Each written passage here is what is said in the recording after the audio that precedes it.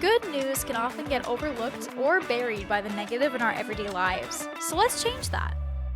I'm Adrianna. And I'm Wyatt. We're just two ordinary people without any special qualifications or anything, trying to navigate life. We invite you to join us as we share wholesome stories, news articles of hope, and ideas about how we can all make the world just a little bit brighter. We are uplifting positive stories.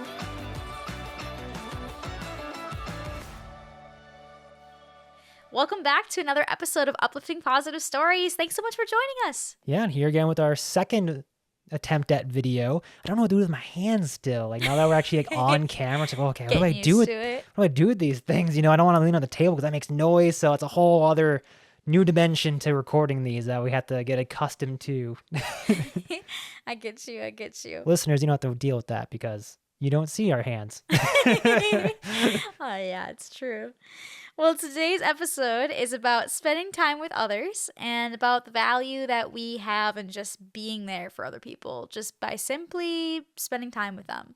So I'm just going to jump right into it. We got a few stories for today. So our first story comes from an oldie but a goodie. What's the most wholesome experience you've had? I've done quite a few stories from that on this podcast. A couple. Not for new listeners. That's true. This story says, Crouching Tiger, Hidden Dragon just came out in theaters. I had been planning to go see it on my next day off. I didn't have a car, so I relied on the bus. The day of the movie came, and there was a snowstorm. I walked downtown to get to the bus, but there was a sign saying all buses canceled due to snow. I was super bummed out, and I walked over to the local coffee shop. I ordered a coffee and was telling the owner how disappointed I was that I couldn't get to the movies. There was an older woman sitting in the shop, and she overheard us. She looked at me and said, I really want to go see that movie too. Let's go. I'll drive. So that day, me and a perfect stranger went out to lunch and got to see a movie together. About a year later, I started seeing this guy in town, and his downstairs neighbor was the lady who took me to the movies all those months ago.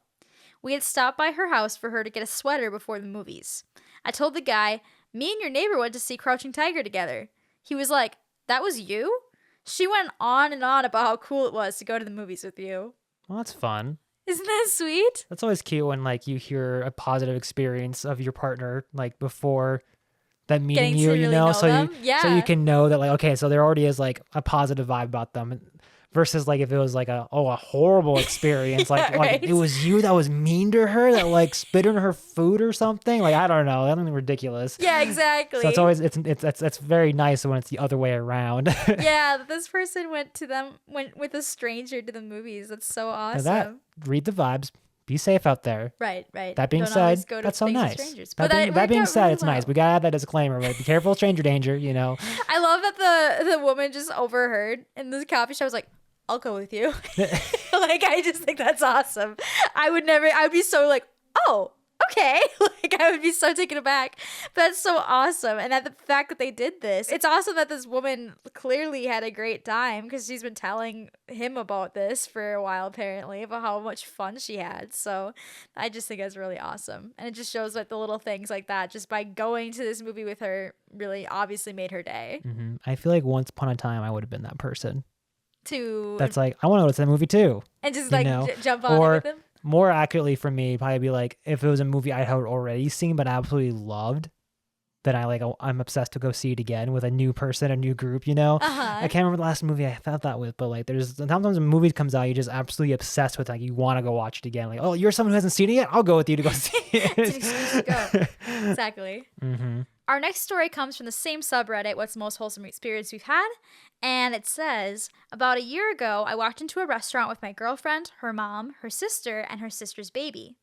As we were waiting in line to be seated, I was holding the baby to give her mom's arms a break, and a senior lady waiting in front of us turned around and locked eyes with the baby and absolutely fell in love.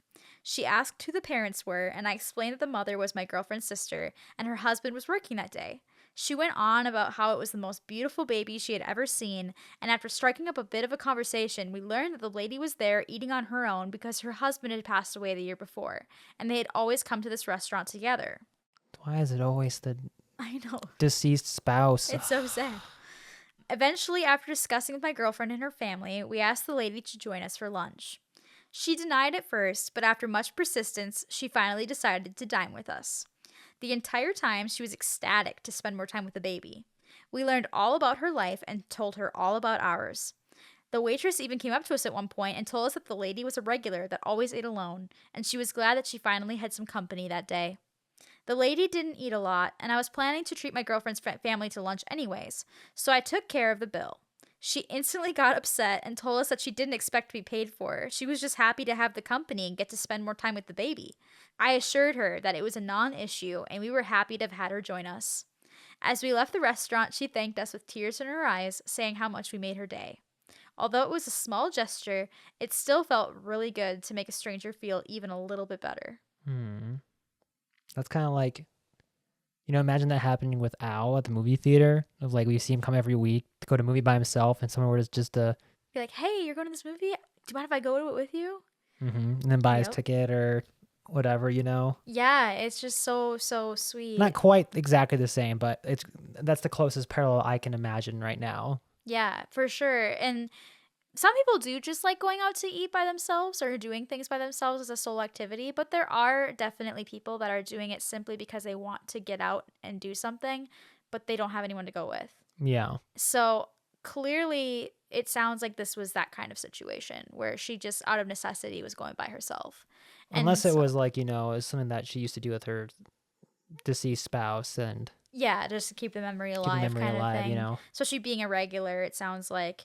But that was just so super, super nice of them to include her in their plan and just to sit with her and talk with her. Because like, I think a lot of times too with people that are older, sometimes they don't have people in their lives that they talk with regularly. It's possible, and so to give her that time and to include her in that, that's just super, super sweet and not something you see every day. So it kind of stuck out to me. Well, it sounds like if it's anything like we've dealt with, I say dealt with, that's maybe the wrong phrasing, but, working customer service, where you kind of as a worker, kind of they're regular, maybe start to build a relationship and rapport with. And it sounds like maybe the servers at this restaurant were aware of her. Maybe they were already kind of building a rapport of sorts so that they're familiar with each other, and so she's not really truly alone, like she's kind of building a relationship with the workers there as well. And this is just an added bonus that kind of goes a little bit more deeper in terms of company at a restaurant, because you can build a rapport enough with the workers to feel like you're not alone, like it's not a solo experience, but also they're doing a job. They're coming and going. It's a passing thing rather than a sustained conversation. If it is a sustained conversation, then the worker might start getting a little stressed. Like, okay, I know you've experienced that being a server, that it's like you want to keep talking, but you're also like, I have to go get that cut table's food because it's definitely done by now. It's like you're held hostage by the world's nicest people. Yeah. So you don't want to be rude and like break off from them. But you have to because you don't want people's food to get cold. So it's so hard. So they don't have to worry about that. It's a sustained conversation. Exactly. So it's just really, really cool. Mm-hmm. The next story, I feel like this has been a trend the last few episodes. This one's a little heavier. Oh. But I thought that was my job to bring heavy stories. But it's still really wholesome. In fact, it comes from the subreddit Wholesome Stories. So. Okay, so we know there's a wholesome vibe. All right. Gonna have to get that assurance 2 episodes ago. It's from Best Positive Updates, Best Writer Updates. It's gonna get good. It's wholesome. Otherwise it wouldn't be on this podcast. Correct. All right, this story is titled Just Be There, period. The story says, my best friend's mom passed away when we were 10. Her service was held on Halloween. Our mutual friends went trick-or-treating for a half hour, then went home and changed and walked together to the funeral home, 5 blocks from my old house, knowing full well she needed us there. Also knowing that Halloween was her favorite holiday. We hugged, we cried, we sat and waited until the end of the service. We went back up to April and handed her every single piece of sugary loot we had gathered in that short time. Although most of us have went our separate ways since then, April and I remain besties. She still talks about that day. She says the only light she saw in the darkness was us. It came full circle 8 years ago when my dad died in a horrific explosion at work. Oh my gosh. Yeah. Like I said, it's heavy. Even though we hadn't really spoken for some time, estrangement due to drug abuse on her part, she was first in the line. You're killing me here with the heaviness here. Jeez. I know. She hugged me tighter than I've ever been hugged. She, like all our childhood friends some 30 plus years before, took a seat and waited. She came back to me, handed me an envelope, and left in tears.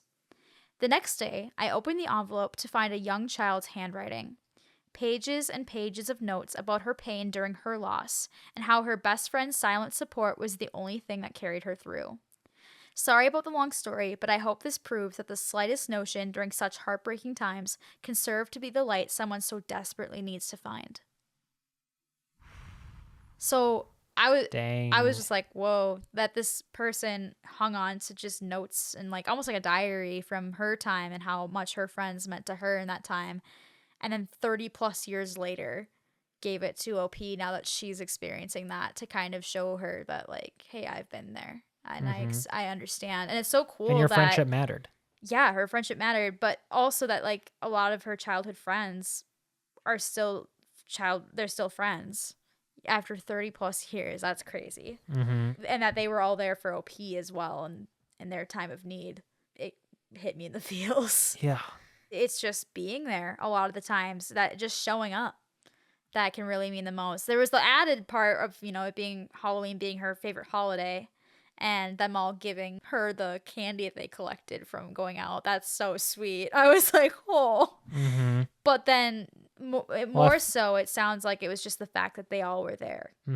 Well, at first I was like, well, how would you put a funeral on Halloween? That's so weird, and like don't Sometimes ruin the control holiday. But it also, she said that was her favorite holiday. Yeah. The mom's favorite holiday. So I guess maybe that's partial. It could be part of it as well.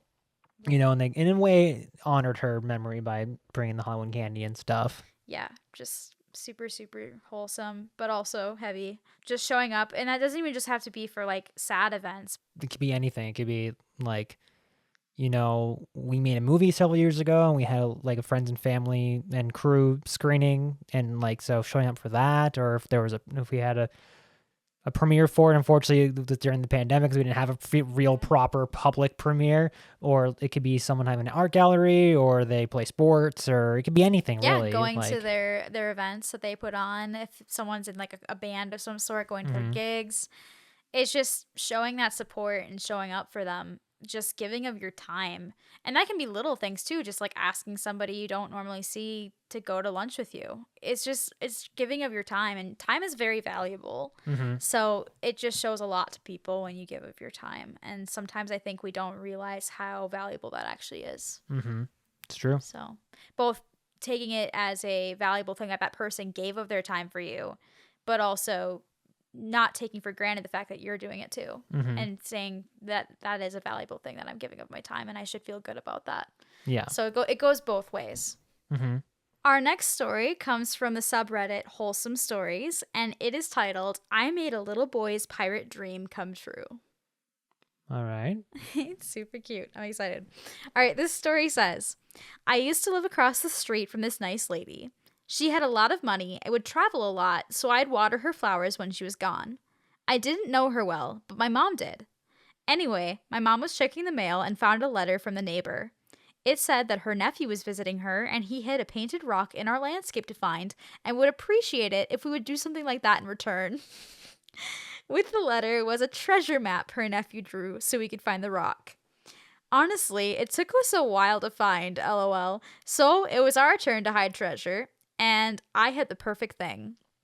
A few years back, my family went to the Bahamas, and I got a metal pirate coin as a souvenir. It looked like the coin from Pirates of the Caribbean. I baked a piece of paper with tea stains to make it look old, and used a very inky pen to make a map. The cherry on top was I had a wax stamp to seal it shut. We went over and hid the coin and put the map in the mailbox. My mom texted the neighbor that the treasure was ready. We watched as the cutest little boy found a pirate map and went digging around the yard. He eventually found the coin and he was screaming and jumping with excitement. The neighbor texted my mom back saying thanks and that we made her nephew's day and he won't stop talking about it. It made me feel so happy, and we still have the rock. That's cute.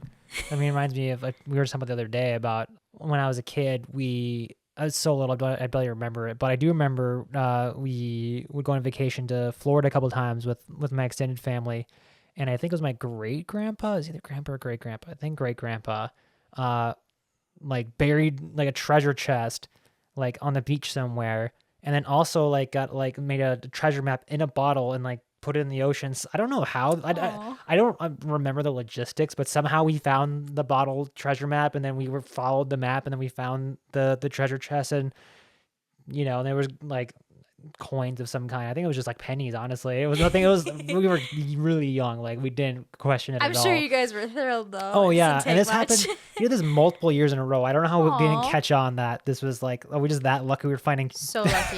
You guys pirate are treasure real every year. It pirates. happened like at least 2 or 3 times. The chests are still somewhere, but that was just an over the top cool experience that we Aw. did. I'm really curious about the logistics of the bottle. Yeah, that's a fun map, touch. like, I have never heard of someone doing something like that. I don't That's know really how fun. the ocean's pretty big. I could see that going wrong in many, many ways. I don't know how he got Don't it know where out the there, treasure and then we map went. found it in a way that we didn't realize that he put it out there. I'm curious what the logistics with that, but that was pretty involved. And then find the treasure map, and it's cool. Like that's just going that extra mile to make you feel special. At least for us, there was even another step because it was at the ocean, so like we thought it was a genuine treasure Yeah, you map. thought it was real, right? I'm sure you probably went to all your friends and were like, guys, I have a story for you. We found literal treasure. I don't know. I don't remember like what we did with the treasure after the fact. Just that I remember we did this. We were so young. I cannot have been like even more than 4 or 5. Like that's why I don't remember anything else around that time period of my life other than the finding of the treasure on the shores of Florida. That's I don't so know where fun. in Florida. That's so cool. It's a good example of putting that time in to make this amazing memory for these kids, because it seems so silly and like, all right, well, they found some pennies on the beach, but it's a core memory. And like, I have memories like that too of like little treasure hunts when we were kids. Not as clever as that. That's like extra. I love the idea of like the little map in the bottle. That's so cool. It just shows that the little extra mile we can go in putting time into something can really make something magical for other people to experience. Mm-hmm. That'll stand out in their memories forever. Going to our news article for today, our news article comes from BBC.com and it is titled, Wrexham Book-Loving Boy Reads to Care Home Residents. Okay, going across the pond for this one. Going across the pond. Across the pond there, love. So- I'm sorry for that accent. I won't do it again. I'll be good. You're good. So this story is about a 5-year-old boy who goes to care home residents and he reads his favorite books to them after school. He's been doing it for a while. His mom said that he loves reading, and so that gave him the drive to do this. And that he has got a few people in particular that really like him to read to them. And so there's one resident named Betty Newcomb who said that when he visits her, it's her highlight of her day. So it's super sweet. Well, it's gotta be cute too, Right, a little as 5-year-old reading his favorite books. And you gotta imagine like maybe struggles here and there, something Yeah, that's it's so just endearing. adorable. Yeah, endearing is the right word for when they're struggling to do starting to something, learn how to to read and speak. And I don't know why it's kind of entertaining and So cute. wholesome, like a better version of like watching kids struggling to skate and they kind of fall and pick themselves up. Like it's just something about like watching kids struggle to do something, but like they're trying, keep going, and they're trying and they're finding enjoyment in it. That's just like, oh, like I wish, if I felt like that or stumbled like that, I'd be like in a hole, like I'm the worst, I'm awkward. But kids are just like more carefree, just do it. To quote the article, it says, seeing him walk into the room always brightens up an afternoon. He is very clever and an excellent reader considering his young age. Highfield manager Tracy Smith described Harry as a little ray of sunshine. He's a very charming little boy, and he has melted the hearts of the residents and staff alike.